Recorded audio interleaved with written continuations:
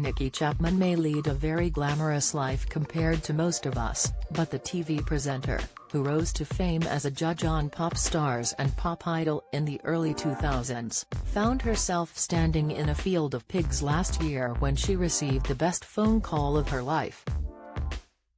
Having undergone surgery to remove a brain tumor the size of a golf ball in 2019, the star was filming a TV show when she received the amazing news from her doctor that her tumor had disappeared and that she was being given the all-clear.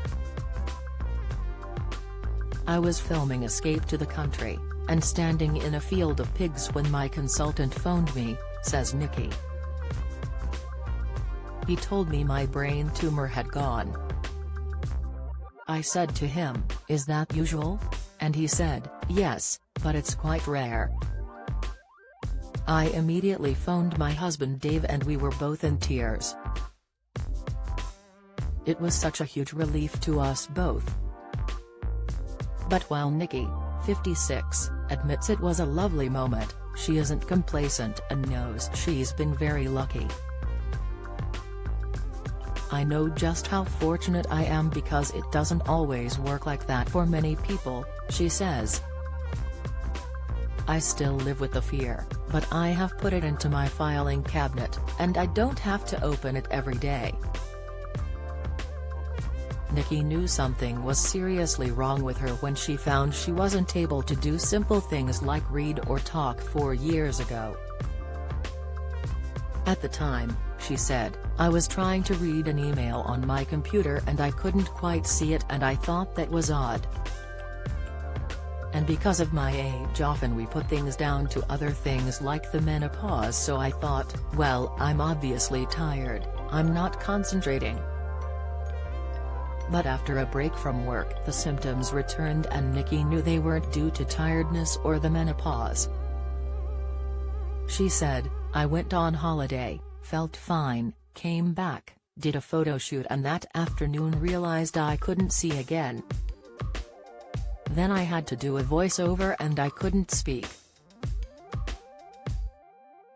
I walked into the edit, sat down and the editor was chatting away and I looked at him and thought, I can't talk to you." Nothing was coming out. Nicki, who's married to Dave "Shacky" Shackleton, a music producer and Sony BMG executive, has always kept her private life out of the spotlight, but tells us that she felt compelled to share her illness with the public so that others in the same position wouldn't feel so alone. She says, "I decided to speak out after my operation as I felt not only had I received the best care I could have asked for from my local hospital and the NHS, but also that my story may help others going through something similar." She adds, "It is a very frightening condition to be told you have, and also such a shock for your family, too. Fortunately, my experience was a good one, my recovery was amazing, but I still take one day at a time.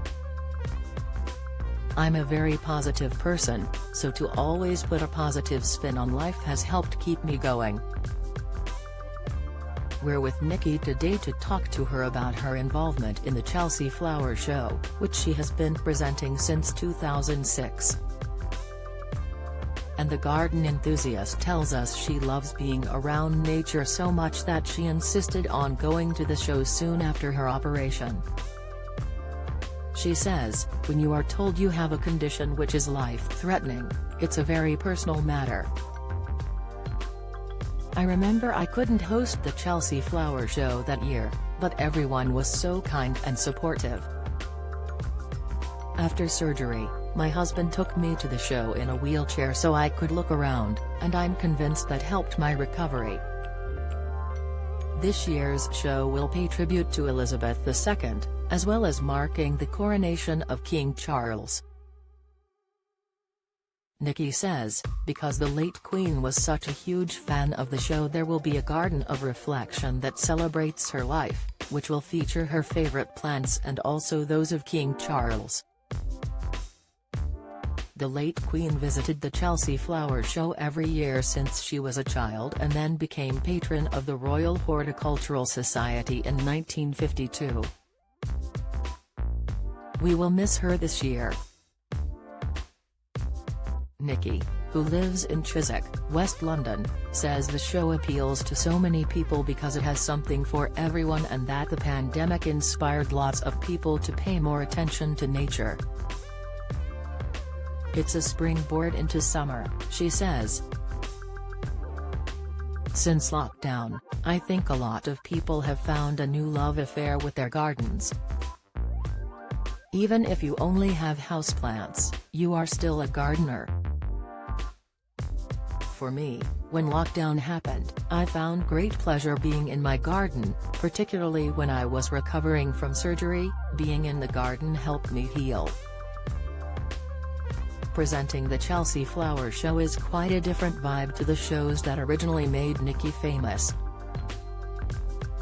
The star spent much of the early 2000s judging wannabe singers such as Gareth Gates and Will Young with her old muckers Pete Waterman and Simon Cowell.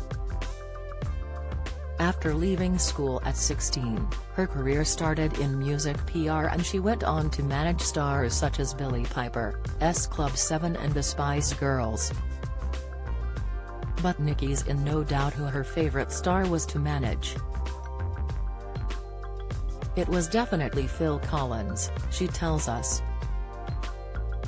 He was always my idol and I ended up being his publicist. I adored working with him and we had a great relationship and understanding. He became a huge part of my life. I grew up listening to Genesis, so I suppose that helped. Phil was a joy to work for. It's this passion and enthusiasm for everything she turns her hand to that has made Nicki hugely successful, and she credits her parents for giving her so much drive. I had a very happy upbringing and I had a lot of respect for my parents, she says. They always instilled in me the importance of being happy. I'm also used to hard work and it's easy to work hard when you love what you do. I have been lucky in my career in the sense I only do the projects I believe in, hence I love being part of the presenting team on the Chelsea Flower Show. It's the jewel in my presenting crown. Chelsea Flower Show starts Sunday on BBC One, with a 60-minute launch programme from 6 p.m.